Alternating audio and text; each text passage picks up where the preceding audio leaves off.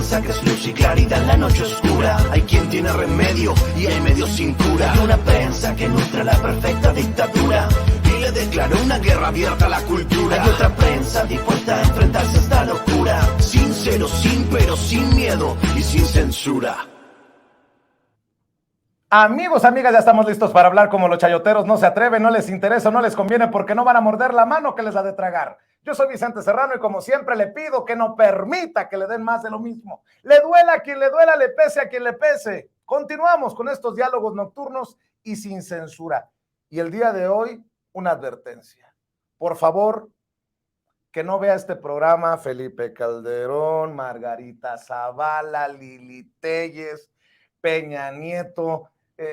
Afortunadamente llegó a estos estudios un amigo que yo ya tenía miedo que me lo habían deportado a su natal España, porque ya ve cómo andan de rabiosos desde la oposición, desde esta derecha, a la que le duele mucho que le digan sus verdades. Y este señor aquí, ¿cómo los ha hecho sufrir con la verdad? Mi querido Abraham Mendieta, gran amigo de Sin Censura, te agradezco Vicente, mucho que nos acompañes. Muchísimas gracias a ti. Me siento muy feliz de estar en este Sin Censura renovado, con más fuerza que nunca, con voces nuevas, con esa palabra y esos perfiles que no cabían en la televisión tradicional y que hoy generan una nueva forma de comunicar. Yo estoy muy feliz y agradecido con tu invitación. A ver, mi querido Abraham, a ver, ¿por dónde le entramos? El 33, el presidente anunció que básicamente en tu honor, porque hay que ser sinceros, te has convertido en el coco de muchos de estos de la oposición que con mucha hipocresía mandan traer a paisanos tuyos desde la madre patria, desde España, para que sean asesores, pero cuando alguien no habla como ellos, que se largue. Totalmente, esas son sus formas, sus deseos, sus sueños guajiros, ¿no?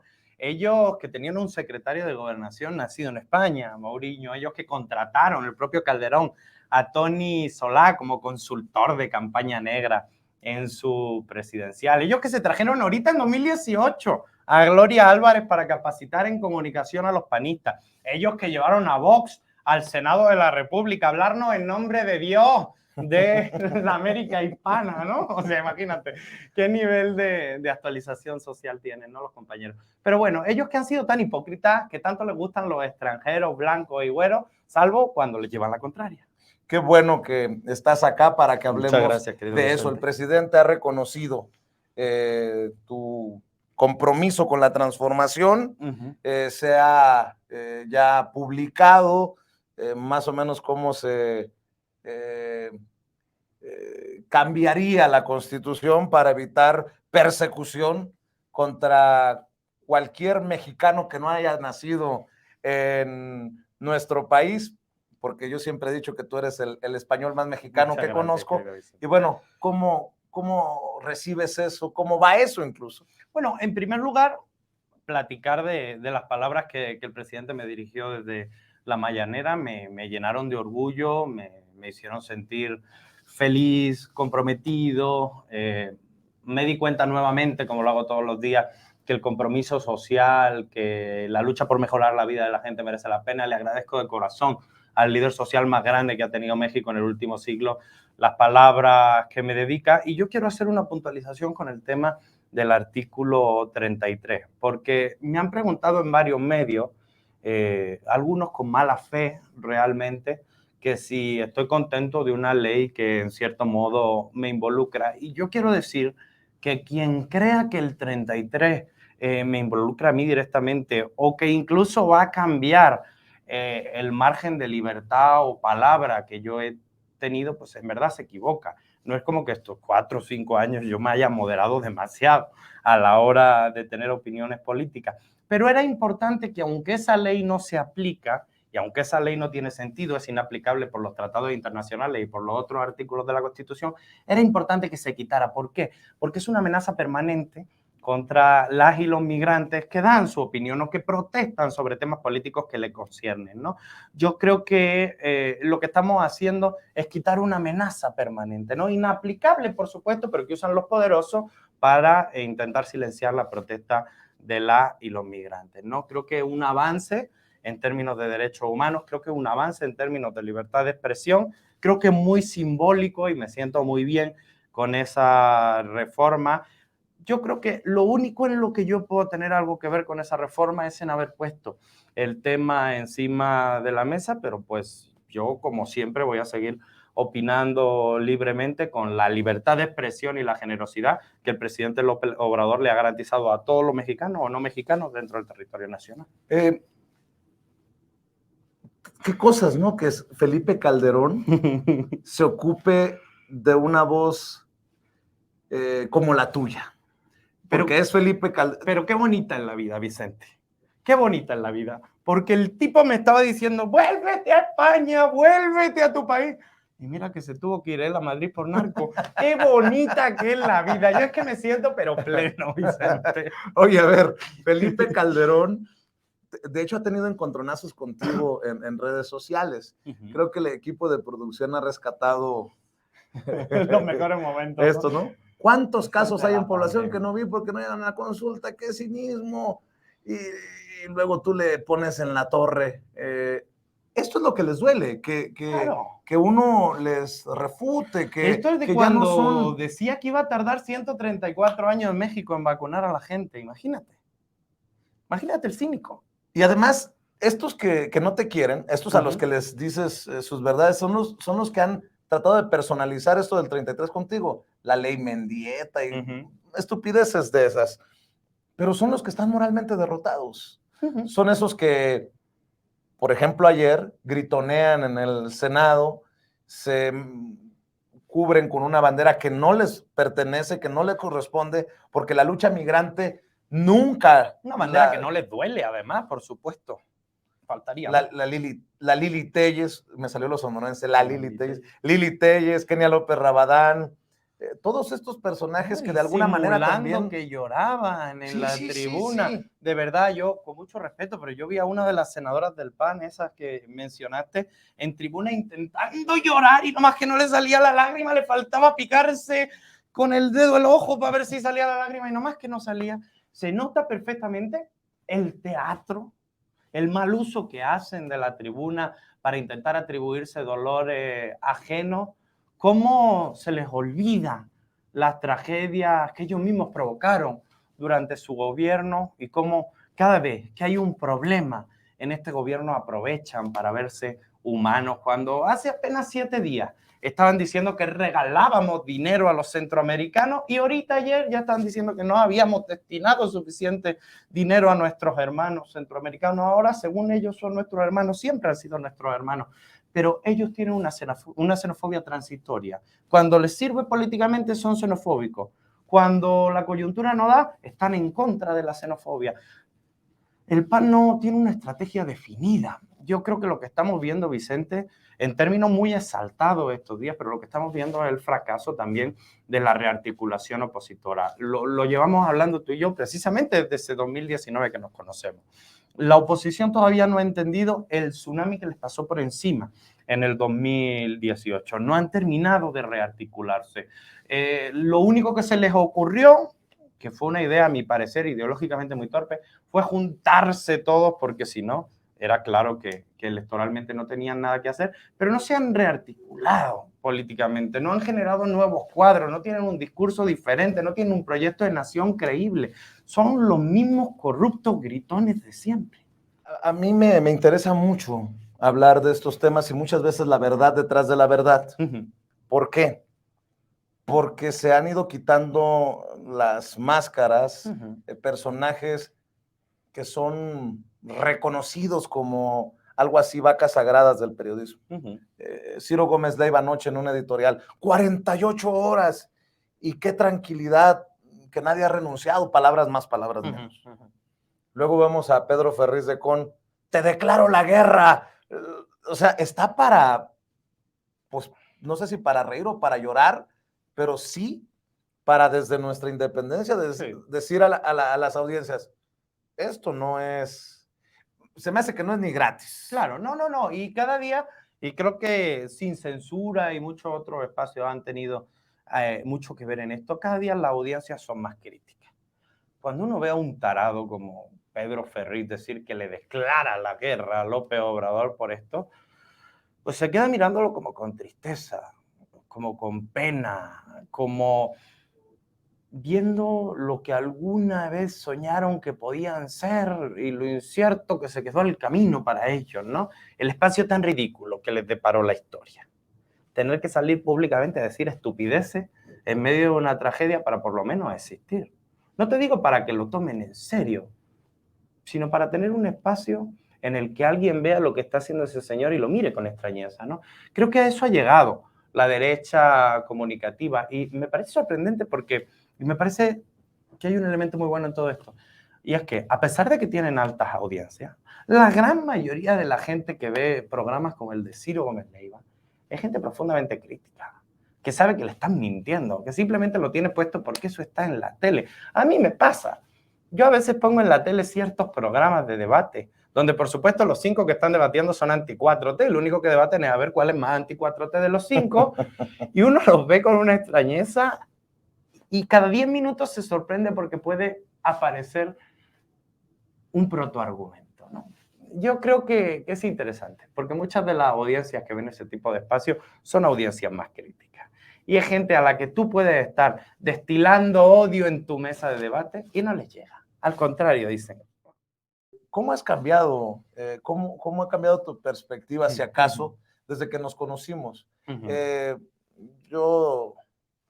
Mi nana es referencia, y creo que lo sabes. La mamá de mi papá, mi abuela paterna, que en paz descanse, que nunca fue a la escuela, pero que siempre con refranes arreglaba todo. Era muy sabia en ese sentido. Y ella decía que uno no es rico por lo que tiene en el banco, sino por los amigos que tiene.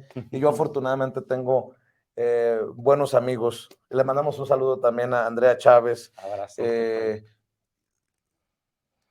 ¿Cómo te ha cambiado, si acaso, la perspectiva desde que nos conocimos ahora? ¿Cómo ha ido avanzando este México?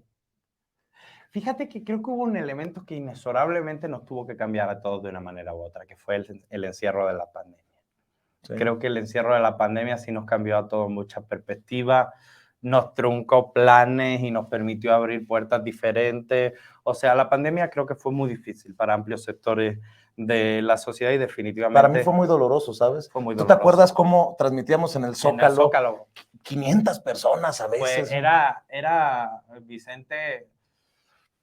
gasolina para uno estar en el Zócalo, hablar con la gente, recibir los De hecho, ahí me comentarios. presentaste a Andrea un día Ahí te en presenté el a Zócalo. Andrea, es correcto. En una transmisión en vivo. En una transmisión en vivo, es totalmente correcto, finales del 19, cuando ya se había... Pues señorita diputada, un abrazo. Abrazo a la diputada querida Andrea Chávez. Así es, yo... ¿En qué me siento diferente? ¿Por qué suspiras? Porque me pides análisis muy profundo. No, ¿en qué me siento pensé diferente? Que por la fotografía esa que había puesto el equipo de producción. Adorada, Andrea. No, es que sí es un tema de reflexión profunda. ¿En qué somos diferentes de hace 3 años aquí? Yo me siento más calmado. Me peleo menos, gasto menos balas en peleas tontitas y concentro mi esfuerzo a quienes de verdad considero que hicieron un daño estructural. Mira, ahí el ejemplo con Calderón yo lo tengo muy claro. ¿Cuál es el problema estructural que yo tengo con Calderón?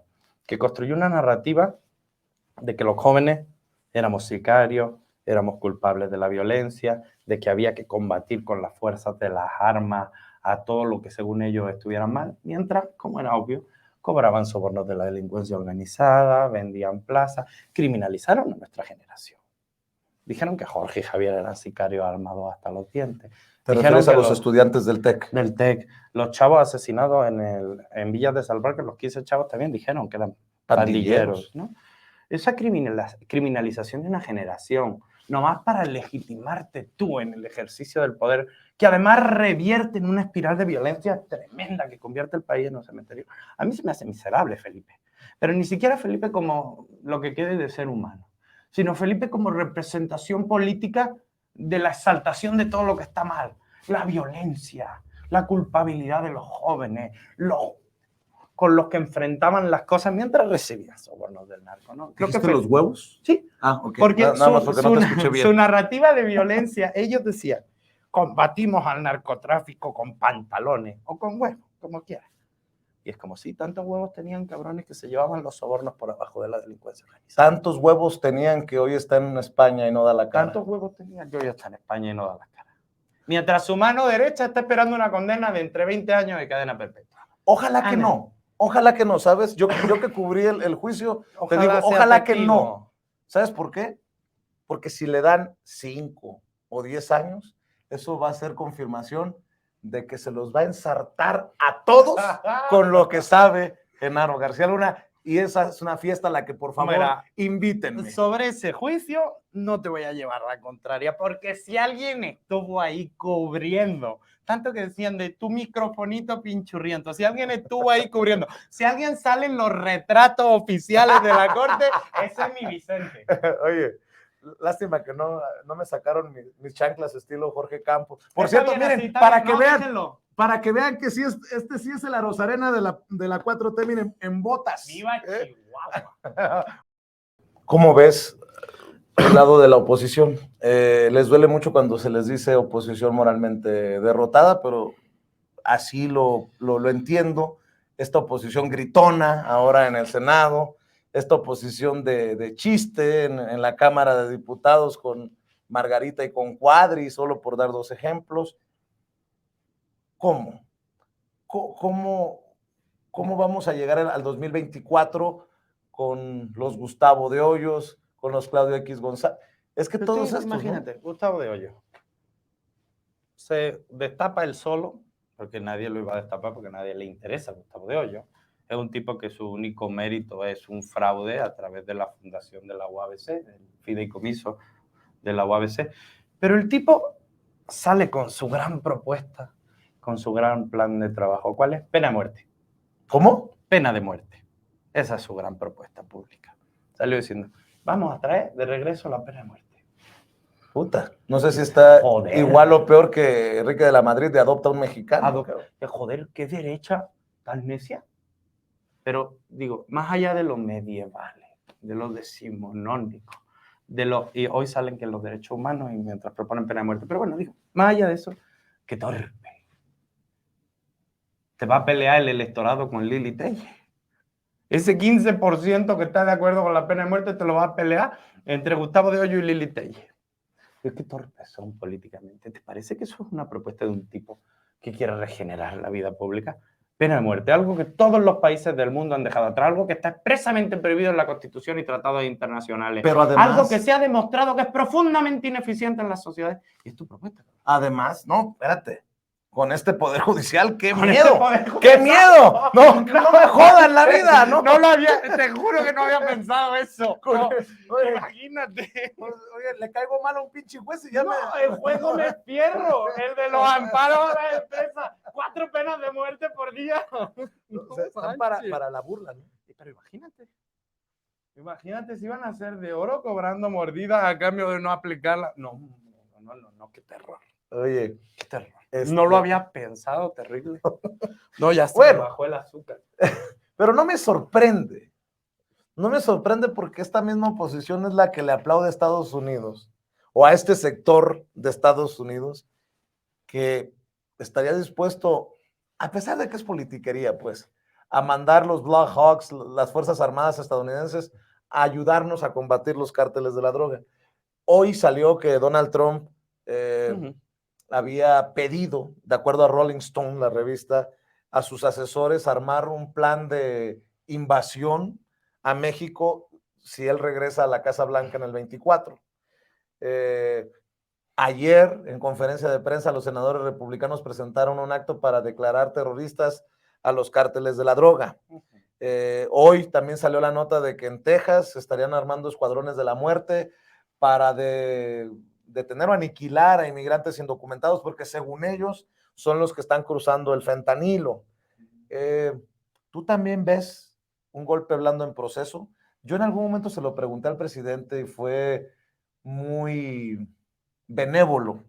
Y lo entiendo porque es el presidente, tiene los reflectores, pero decía, no, se han portado bien en la oposición, no ha sido como en otros momentos históricos. Pero yo creo que en esta desesperación es cuando más peligrosos son. Digo, hay un elemento que puede sonar chusco, Vicente, y yo entiendo que cuando lo enuncie va a sonar chusco. Pero es que yo no me imagino a Claudio X con una carabina 30-30 tomando el poder. La neta. ¡Qué bueno! Y a Pedro Ferriz, que nos declara la guerra. Pero sí veo a Lili Telles como a la espuria de Bolivia. ¿Cómo se llama esa señora? Sí, que está encarcelada. Sí, que fue la señora Yáñez. Janine Áñez. Ya sí veo a Lili Telles con la Biblia en la mano entrando a Palacio Nacional. Sí, claro. Ellos serían parte de un engranaje, te los utilizaría. Pero yo nunca los veo a ellos en la articulación de un golpe contra la democracia. Sin embargo, yo reitero, es mejor no subestimar al enemigo, al adversario en este caso, porque pongamos que no van a dar un golpe de Estado y estamos dentro de los términos democráticos. Adversario, no enemigo. Yo los veo torpes para la organización electoral. No lo han logrado. Ni siquiera uniéndose todos, lograron superar a Morena. No han logrado, tampoco en lo mediático, a pesar de que tienen todos los medios mayoritarios a su favor, no han logrado articular una narrativa que consiga desgastar realmente al presidente o a Morena. Así que la oportunidad electoral la perdieron. La oportunidad mediática, a pesar de tener todos los medios, la perdieron, no crecen. ¿Qué les queda? Yo creo que les queda presentarse unas elecciones, volver a tener una derrota, rearticularse con ciertos grupos de poder y para 2030, si la oposición es más inteligente, consigue formar cuadros nuevos y empieza a tener discursos que lleguen a determinados sectores, entonces será la izquierda la que nuevamente tenga que rearticularse, rearticular su discurso. Pero la verdad, competitiva. Porque la verdad es que nosotros, digo, el sector de la izquierda política con el que yo me identifico, pues también hemos estado relativamente cómodos viendo a esa oposición mediocre disparar para todos lados sin mucho sentido. ¿Hay elementos de golpe blando? Por supuesto que sí. El elemento principal del golpe blando es que los medios de comunicación están sistemáticamente golpeando a un gobierno que en términos generales está haciendo las cosas bien y que el Poder Judicial está obstaculizando la justicia. Por supuesto que son dos elementos claves de un golpe blando. ¿Que ese golpe blando sea exitoso y vaya a derrocar a Andrés Manuel López Obrador? No lo creo. De verdad, ¿no ves posibilidad en la oposición para el 2024? Posibilidad hay, claro, matemáticamente hablando, es una posibilidad. No te burles, cabrón. O una probabilidad, no sé. Bueno, hay probabilidad que nos caiga un rayo y que un meteorito nos caiga encima, ¿no? Claro, pues sí, por supuesto que la hay. Oye, Vicente, mire, te ríes mucho, pero cuando Margarita Zavala llegue a la presidencia en 2030 no te vas a reír tanto. Perdón, ya. A ver, ¿en qué show de stand-up sacan eso de Margarita en el 2030? A ver, mi querido Abraham. Va a llegar a la presidencia de la Comunidad de Madrid, como sigan las cosas así. Te voy a admitir que además, porque ya extrañaba estas pláticas, teníamos rato que no nos veíamos, esta es la hora más rápida de estas charlas nocturnas y lo digo para que regreses pronto. Se ha ido como agua entre las manos. A mí se me hicieron como 2 horas. Bajo el agua. A ver. Ojalá, ya que me estás corriendo hoy, no, ojalá hombre, pueda venir pronto. La que me va a mentar la madre es la productora. A ver si ya me quiero ir a descansar yo. Mi respeto a la productora, que además es una chingona. ¿Eh? Es una chingona la productora. Sí, oye, no, a ver. Todo el equipo de Sin Censura es fantástico. ¿Con qué cerrarías? Al menos por hoy. No sé si sobre los medios, a pesar de que tú has mantenido, y qué bueno, ¿no? Un espacio en los medios tradicionales, les estás dando la batalla en su propio ring. Yo siempre te lo he reconocido. O de pues estos este golpeteo que necesitan entender que solamente le da carnita a la oposición al interior del movimiento. ¿Con qué quieres cerrar? Pues mira, haciendo un resumen que voy a intentar que quede en un minuto. Un hombre decente llega a ser presidente de la República democráticamente en 2018. Eso supone per se una revolución. Lo primero que se hace cuando ese hombre decente está en el poder es redestinar presupuesto público que iba a cosas innecesarias o directamente a corrupción, y se consolidan 3 programas sociales fundamentales, también eliminando todos los demás que fueron secundarios. Pensión para adultos mayores, apoyo para personas con discapacidad y becas para estudiantes. Eso permite reactivar la economía por abajo, sobre todo en zonas rurales. Quienes siempre estuvieron en el poder o cercanos al poder, poderes económicos, mediáticos, políticos, están enojados porque por primera vez no son el centro de la política pública. Por primera vez el recurso que tiene un Estado se destina para abajo, para donde no se ve. Ellos lo llaman de manera despectiva enterrar el dinero porque dicen que es el recurso que no se ve. Hay un gobierno que sienta las bases de una transformación, que empieza, pero lento porque eso es interminable, la limpieza en el Poder Judicial, que empieza, pero lento, una transformación en el legislativo que elimina los moches, cambia la manera de entender cómo los diputados federales y senadores se relacionan con la sociedad, que empieza a limpiar y a depurar la corrupción empezando por arribita, pero que todavía definitivamente queda por abajo y hay que limpiar, que se enfrenta a las violaciones más graves de derechos humanos, que eran las que cometía el Estado mexicano, pero que inexorablemente no va a lograr de la noche a la mañana que los derechos humanos sean tabula impoluta e indiscutible en este país. Lo que yo veo es un gobierno que ha sentado las bases de la transformación, que ha logrado redirigir una cantidad muy importante de presupuesto público a los más humildes, que ha puesto mucho más altos los estándares de la política. Ya no se puede ser tan sinvergüenza como antes sin que eso tenga consecuencias. Y que definitivamente ha cambiado la manera en la que vamos a entender el sistema político y partidista en México. Porque ya todos esos que siempre dijimos que eran los mismos, el PRI, el PAN y ya luego el PRD, ya son claramente lo mismo. Y de este lado, un proyecto mayoritariamente de izquierda, aunque hay personas de filiaciones ideológicas muy diferentes, con una visión de Estado y de país, que son muy importantes, y que después de un sexenio sigue siendo profundamente competitivo en términos electorales. Ese es mi resumen de cómo estamos.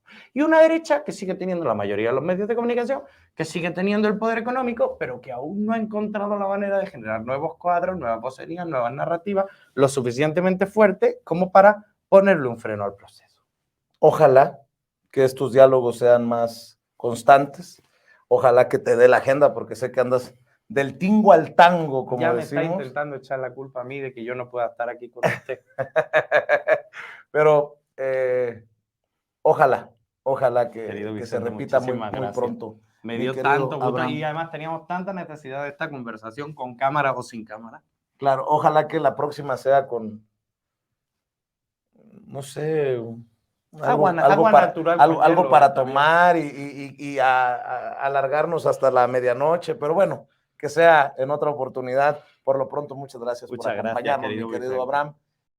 Y en esta noche, para mí es un honor recibir a uno de esos amigos de la casa, invitado especial, voz necesaria para esta realidad de la 4T y las embestidas, sobre todo desde Estados Unidos, de la prensa internacional. Hay tantos temas que abordar con el maestro Pedro Miguel, a quien le doy la bienvenida, y me decía, no encontraba este lugar porque está muy fifí.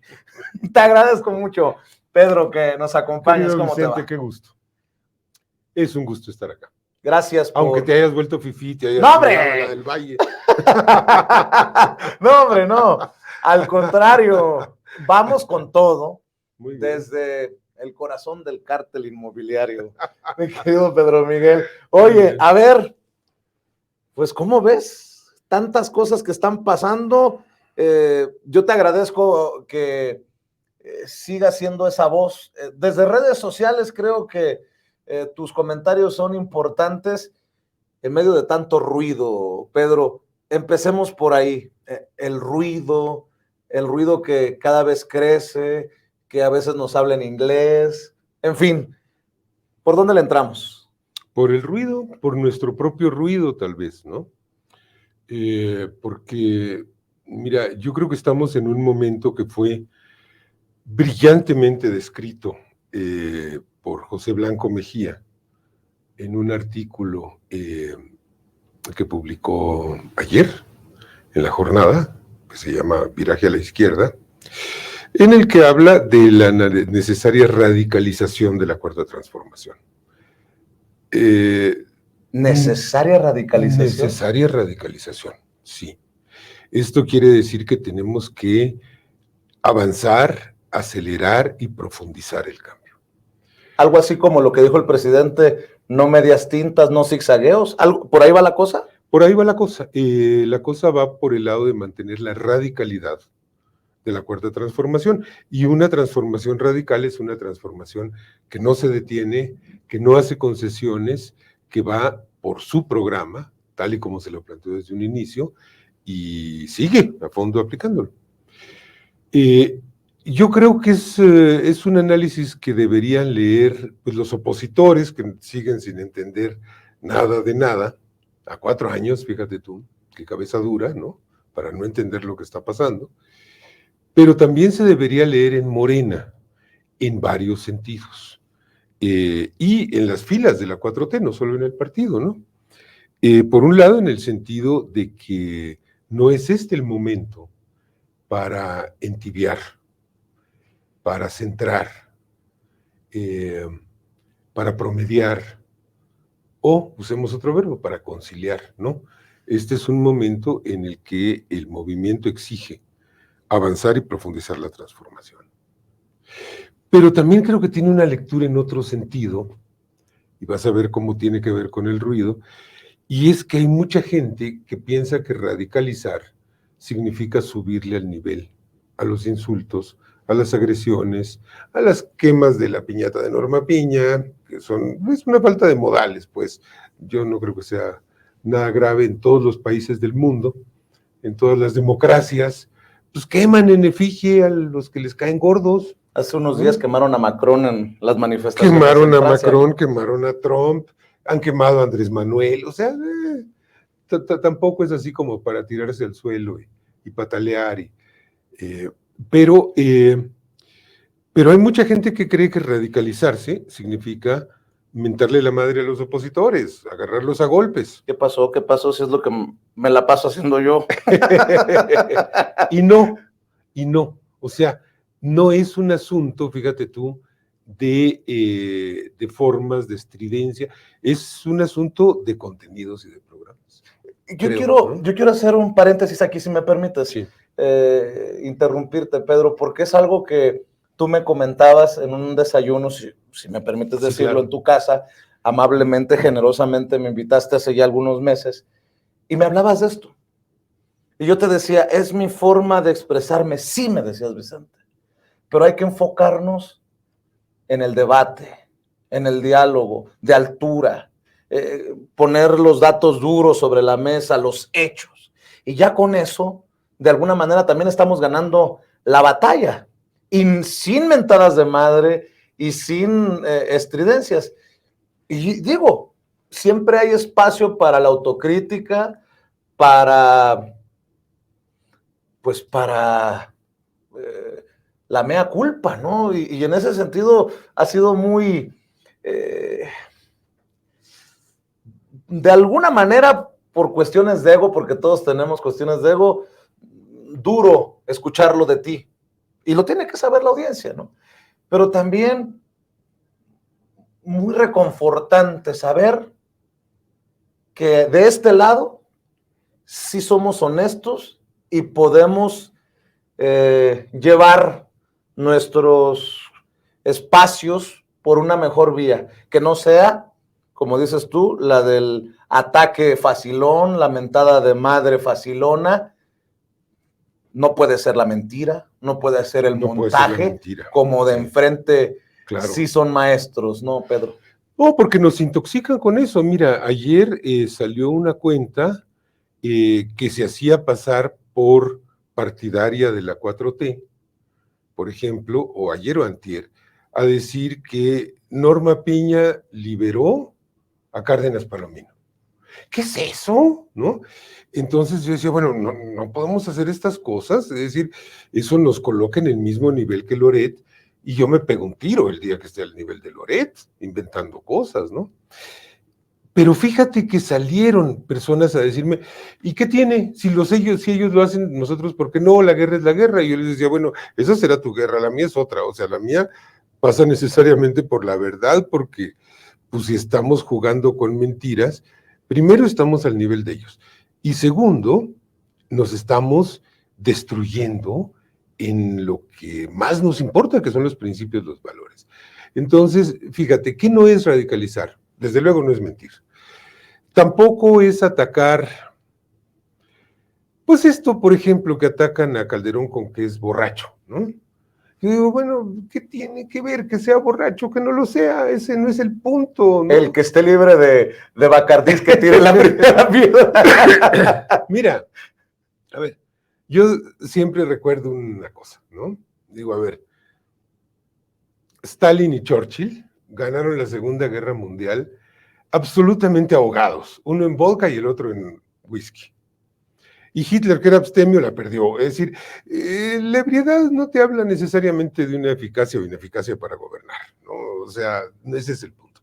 Y además es un insulto o una descalificación tremendamente insustancial cuando tienes frente a ti a un hombre que facilitó un genocidio, que es corrupto, que es traidor a la patria y que es un delincuente electoral. Y hasta narco, por ahí me apuras tantito, ¿no? Y narco. Que sea borracho es pecata minuta, ¿no? Bueno, o se meten con la familia y que si el hijo es hijo, no es hijo. Eso sí no, es eso una sí no. indignidad terrible. Eso sí no, meterse con la familia es sí. muy bajo, ¿no? Oye, tanto criticamos que se meten con el hijo menor del presidente. ¿Por qué vamos a hacer lo mismo? Porque se meten con la esposa del presidente. ¿Por qué vamos a ir en ese camino que además ni te va a ganar votos, ni te va a llevar más lejos políticamente hablando, ¿no? Y esta revolución de las conciencias también es pacífica, y eso me parece de un absurdo ataque bajo, ¿no? Yo estoy de acuerdo contigo. Pues sí, ¿no? Entonces ahí yo digo, mira, si ellos construyen sus ataques a partir del físico del adversario, a partir de situaciones familiares, a partir de situaciones de enfermedad, como sería el alcoholismo, o de mentiras viles, nosotros no podemos estar en eso, ¿no? Porque si estamos en eso, perdemos algo muy importante, que es la autoridad moral, ¿no? También recuerdo que me has dicho a mí, qué interesante esto del movimiento youtubero y del movimiento de medios independientes, alternativos digitales,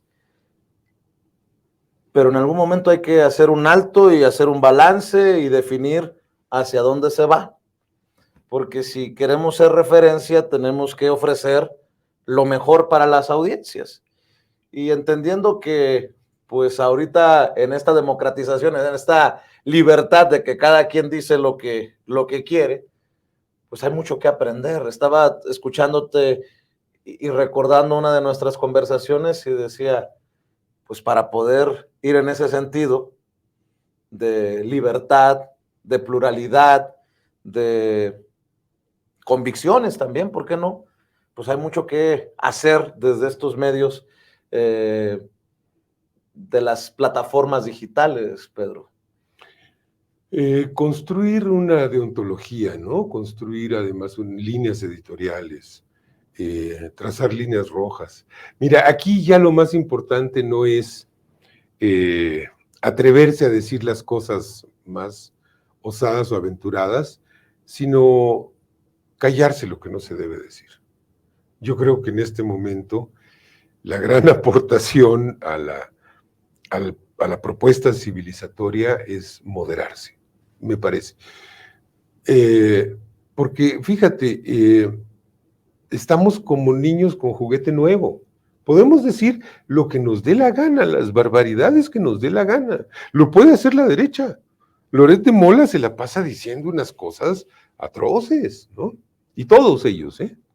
A las Raki ahora. A las Raki. Miente hasta que No, miente López Dóriga, ¿no? O sea, diciendo unas cosas mentirosísimas. Bueno, yo creo que nuestra tarea es contraponer a ese desastre ético que es la comunicación de la derecha oligárquica, una propuesta virtuosa. Y te cuento una anécdota de Payán, que no conté porque ya no me cupo en el artículo que publiqué recientemente, ayer. No me censuró, pero me invitó a que me autocensurara en una ocasión. Ah, caramba. Fíjate tú, estábamos en los días recientes de la caída de la Unión Soviética. Y la Unión Soviética tenía su estación espacial, la Mir. Y se quedó un güey ahí arriba sin país que lo bajara, mano. Se apellidaba Krikalev, ¿no? Y el tipo estaba dándole vueltas a la Tierra y ya no existía la Unión Soviética y pues ¿cómo, no? Y además el gobierno ruso tenía problemas más serios que bajar al güey que estaba ahí, ¿no? Dando vueltas, ¿no? Y entonces a mí se me ocurrió que Cuba había quedado en la misma situación que Krikalev.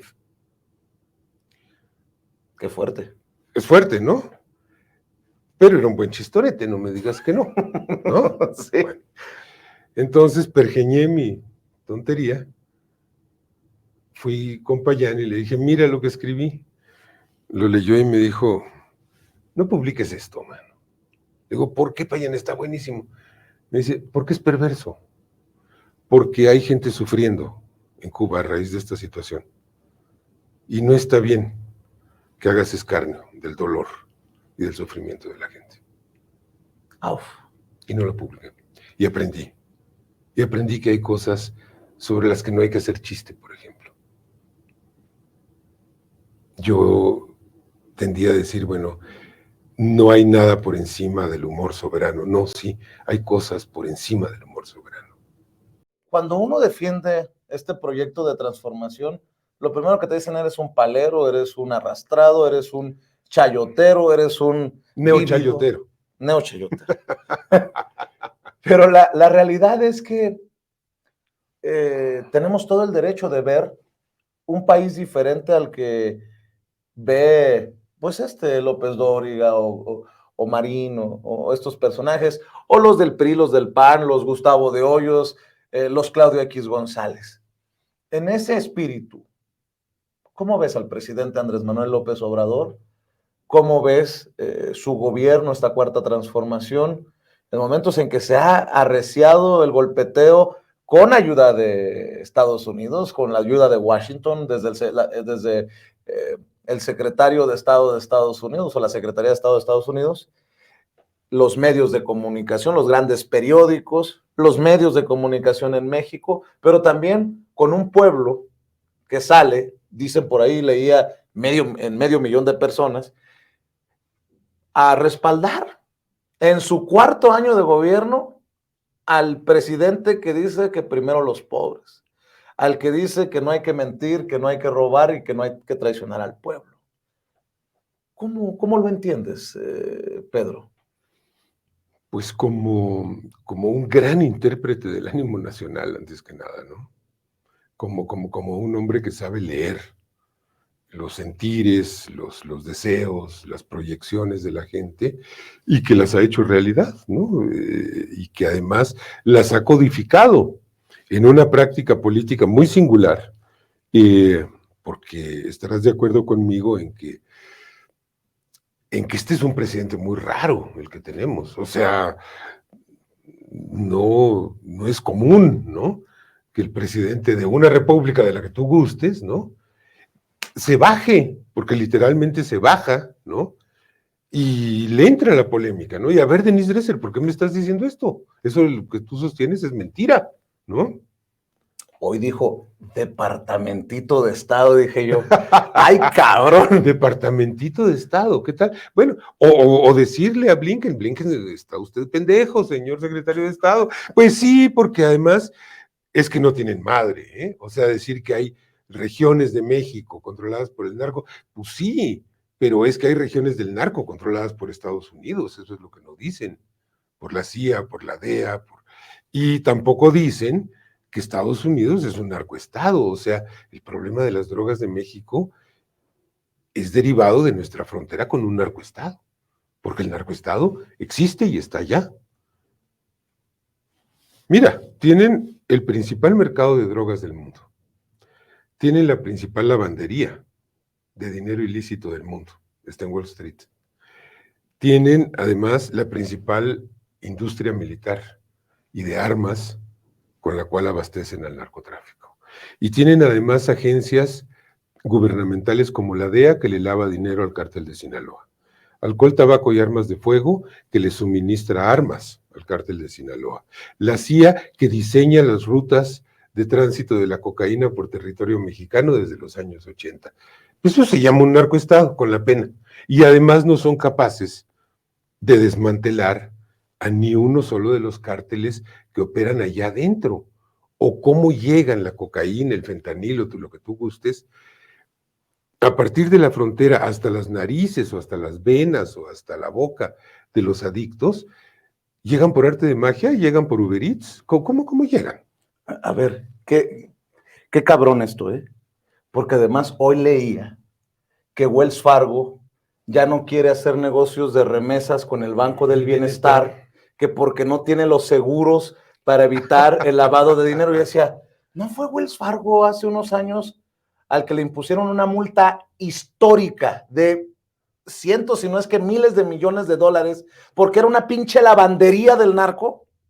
Y además acuérdate que Wells Fargo compra el Banco Bachovia. El Banco Bachovia un día lo cachan porque le lavó 3,000 millones de dólares al cártel de Sinaloa. Y dicen, oh, Banco Bachovia, cometiste un gran pecado, entonces te vamos a multar. Y lo multan con 20 millones de dólares. Pero el Banco Bachovia había hecho una utilidad del 10%, es decir, había ganado 300 millones de dólares y le quitan 20. Buen negocio. Buen negocio. Entonces, un estado en el que esto es legal, aceptado, lícito, se llama narcoestado, por Dios, no nos hagamos tontos. El narcoestado es Estados Unidos y además es histórico. Desde la guerra de Vietnam, pues no retacaban los cadáveres de las bajas con heroína. Perdón, Sí. ¿es esto del Banco del Bienestar otro flanco para golpear al presidente? Mira, si no es el AIFA, es Dos Bocas. Si no es Dos Bocas, es el Tren Maya. Si no es el Tren Maya, es el Banco del Bienestar. Lo que tú gustes. ¿Cuánto te gusta de tiempo para que empiecen a joder con la generadora fotovoltaica de Puerto Peñasco? O sea, Con el litio. Con el litio, con todo. Es decir, ellos necesitan como buscar flancos y ahora es el Banco del Bienestar. El problema es que para Wells Fargo el Banco del Bienestar es una competencia muy fuerte. Y Wells Fargo sabe que cuando el Banco del Bienestar esté bien asentado, se le va a acabar el negocio de las remesas. Es así de simple, ¿eh? Oye, Pedro, ahorita me hiciste acordar con esto de las majaderías y las groserías y la estridencia. Una anécdota, alguien me contó, porque desde que Andrés Manuel López Obrador era candidato, hace ya años, lo he venido fildeando, diría él, para entrevistarlo, y nunca se ha dado. Bueno, me dicen, dice Lili Telles, ese que es el periodista favorito del régimen. Ah, chingado, si yo voy a las mañaneras y ni la palabra me da. Han pasado meses sin que me dé la palabra. Otros dicen, eres el palero. Diría Riva Palacio, el francotirador enviado especial de Palacio a cubrir el juicio de García Luna. Y recuerdo que alguien me decía, ¿sabes por qué no te da la entrevista, Andrés Manuel? Porque eres muy grosero y no se puede arriesgar a tus majaderías y a tu estridencia y a tus groserías. Pero me acordé ahorita de aquel episodio, creo que fue en la refinería, donde le gritan, López Obrador, eres la B, la verdolaga del caldito. Y él dice, pórtense bien, cabrones. ¿Cómo es el presidente, Pedro? Pues así como se exhibe. ¿Dicharachero? Dicharachero, esto. Mira. Es cabrón, ¿no? O sea, tiene su su carácter fuerte, ¿no? Como se exhibe. ¿Estarás de acuerdo? A ver, si me preguntas por un adjetivo, yo te diría es auténtico. Es decir, es como es. No es un hombre que finja, para nada. No hay fingimiento en él. Cuando él está molesto, exhibe su molestia. Cuando está de buen humor, exhibe su buen humor. Cuando se quiere carcajear, se carcajea. Y cuando está dolido y no lo oculta. Ese es Andrés Manuel López Obrador. Y ese, querido Vicente, esa es la clave, pienso yo, de su enorme comunicación con los sectores mayoritarios. Conecta, ¿no? Que esos sectores no sienten que les está tomando el pelo y no sienten que es un individuo que les está hablando desde la asesoría de imagen, desde el maquillaje, desde el ensayo, desde el teleprompter, desde el párate así, desde el usa esta entonación, hace estos gestos, como Peña Nieto, que era puro tabla roca, ¿no? O sea, ¿te acuerdas que era así como robotito, como ¿no? robotito, ¿no? O sea, totalmente amaestrado. No, o sea, Andrés Manuel es, como ha sido siempre. Una reflexión con esto que estamos viendo. Se va rumbo al se va en este 2023 al Estado de México. Coahuila complicado por lo que ya sabemos, los jaloneos, los egos. Deplorable. Las luchas, ¿no? Sí. Que no dan prioridad al movimiento. Así lo entiendo yo. Me han criticado mucho por decirlo, porque dicen que de alguna manera le hago una defensa a Mario Delgado. Yo les digo, pues Mario ya está grande para hacer su discurso, pero así lo veo yo. Y rumbo al 2024, ¿qué reflexión le dejamos a la gente que nos está viendo? Que pueda ver como yo las patadas de ahogado y de desesperación de esta oposición que no logra articular ni liderazgo, ni discurso, ni propuestas, y que ya, en el colmo de los colmos, Estados Unidos, ayúdanos. Hoy en el Senado, Anthony Blinken, a preguntas de los republicanos, básicamente abrió la posibilidad de que sí, se vaya por la ruta de denominar como terroristas a los cárteles de la droga. A preguntas de Lindsey Graham, que es que quiere que las Fuerzas Armadas estadounidenses vengan a hacernos el favor. Están pendejos. A ver, Vicente, ¿qué le dices a la gente? Eso es rollo electorero. Eso es rollo electorero porque Blinken y Graham y todos esos tienen clarísimo que si Estados Unidos empieza a hacer operaciones militares en un país con el que tiene 3,000 kilómetros de frontera, inmediatamente va a tener la violencia en su propio territorio. Así que son alardes, idiotas, guiños a un electorado conservador y halcón que no van a ocurrir. Pero sí es seria esta situación de lo que muchos llaman la guerra híbrida, el golpe blando. Sí, incluso, fíjate, el viaje de Lorenzo Córdoba a ver a Almagro. Sí, o sea, yo ya dije, pues claro, o sea, en el 24 reeditan el guión boliviano. Entonces Almagro descubre que hubo un fraude electoral, ¿no? Y entonces ya han estado disque preparando, ¿no? Como sus exhortos a los militares, en un artículo, esta señora que es así como poseída, que habló Beatriz Pajés. Beatriz Pajés le dice a los militares, díganle no al presidente, o sea, llama a una insurrección militar, así de claro, ¿no? Entonces ellos, creo yo que en su fantasía erótica, es que en el 24 pudieran tener un margen político para decir hubo fraude, desconocemos el resultado, ¿no? Porque saben que no van a ganar. Desde ahorita saben que no tienen ninguna posibilidad, ni siquiera por nosotros, que luego somos bien pendejos, pues ve cómo no somos capaces de tener sentido común en Coahuila. No, por ellos mismos. Bueno, entonces creo que ellos están configurando algo así, o tratando de configurar algo así, pero además México no es Bolivia, La 4T no tiene el desgaste que había venido experimentando el MAS después de muchos más años en el gobierno. No tienen un poder regional como el que tenía que ahora está preso, nazi Camacho, que era gobernador de Santa Cruz. En fin, son muy distintas las situaciones. Tal vez no tenían el respaldo popular que tiene el presidente en Bolivia, y tal vez, como el propio Evo lo admitiría, el presidente no se ha descuidado, porque Evo descuidó, sí, si recuerdo bien sus palabras, eso de la conexión social, sí. y pensó que no se iban a atrever, y se atrevieron. Sí. Y además creo que hizo algo incorrecto que él mismo ha reconocido.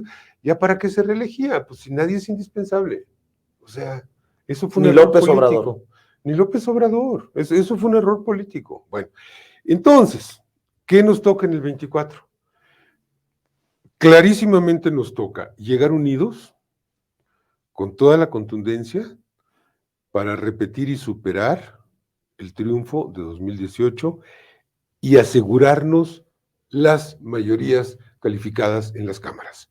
Porque sin esas mayorías calificadas no hay reforma del Poder Judicial, no hay reforma política ni electoral, no hay una readecuación de todos estos organismos autónomos que se creen unos reyesuelos feudales, ¿no? Es decir, esto del Instituto Federal de Telecomunicaciones, Instituto Nacional, ya no sé ni cómo se llama, pretendiendo imponerse por encima del gobierno y todos creen que son capaces de dictar políticas públicas y políticas de Estado. Pues no, son organismos reguladores y ya, el INE mismo, ¿no? Bueno, entonces yo creo que la condición sine qua non para que la 4T se acelere, avance y estemos en condiciones de construir el país, la sociedad, la economía que queremos, necesitamos mayorías calificadas en el Senado, en la Cámara de Diputados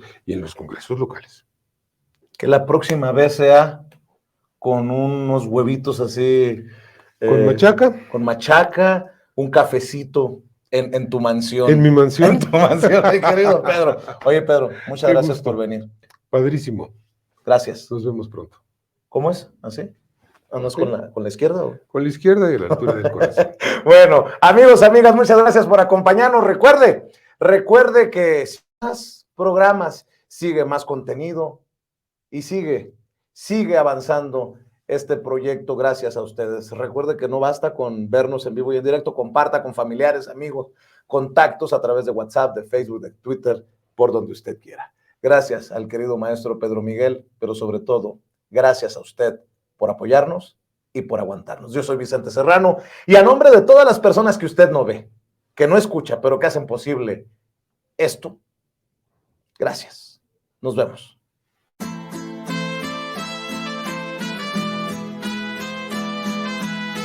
Otra prensa que es luz y claridad en la noche oscura. Hay quien tiene remedio y hay medios sin cura. Hay una prensa que nutre la perfecta dictadura y le declaró una guerra abierta a la cultura. Hay otra prensa dispuesta a enfrentarse a esta locura, sincero, sin pero, sin miedo y sin censura.